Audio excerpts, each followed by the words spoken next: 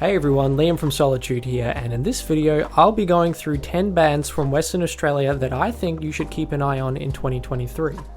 I previously made a video about this in 2020 and wanted to shed some light on new groups making waves from my home state that I think deserve your attention. If you're wondering, here are the 10 I spoke about in 2020, and as you can see, many of them have taken off since then.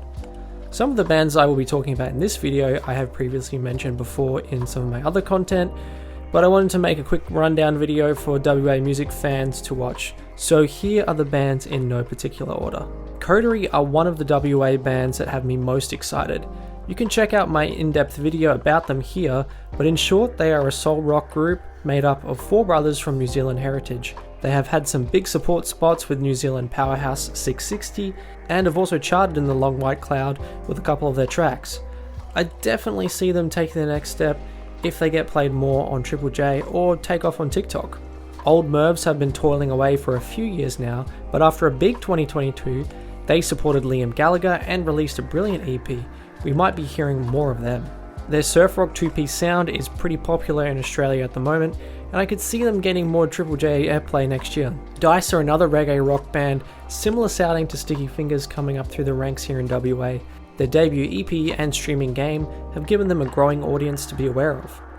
Ghost Care are one of the more sophisticated sounding bands on here, taking inspiration from a band like Ballpark Music. They have supported Spici Jane on a tour and are growing their audience with each release. Rara Viper are yet another indie surf rock band on my radar. They seem to have a strong local following and a pretty trendy sound for a Triple J type audience. Spici Water could be the next big female fronted band out of the state.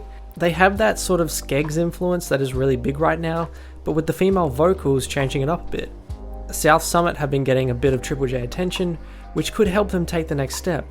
They have been nominated as Unearthed Artist of the Year on the Jays and have continually gigged this year, building a healthy audience. I never thought I'd be saying this, but the Southern River Band are a chance to break out next year. I've spoken about them previously on my channel and always had the impression that their sound would be too anti-modern to get to the next step.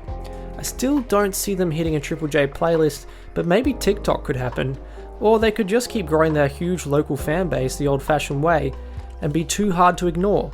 Let's face it, they were the only band on this list to have trended on social media as an option to play the 2021 AFL Grand Final. The league took notice of this and asked them to play the Brownlow instead, but it was cool to see a local band get such a big response online to something like that. Those Who Dream have been doing some awesome stuff on TikTok, and I can see them taking off on there. They definitely play into that pop-punk revival sound and transfer pretty well to the TikTok crowd. Good on them for trying to crack the algorithm. And lastly, I'm going to chuck a shout out to Supathick. They're doing something kind of different, which is disco, but hey, they do it really well. Their following seems to be growing, and I could see them taking off in that niche. Check out a Spotify playlist I made of songs from these bands in the description below. Thanks for watching everyone. Are there any other bands from Western Australia that you think could take off in 2023? Comment below and let me know.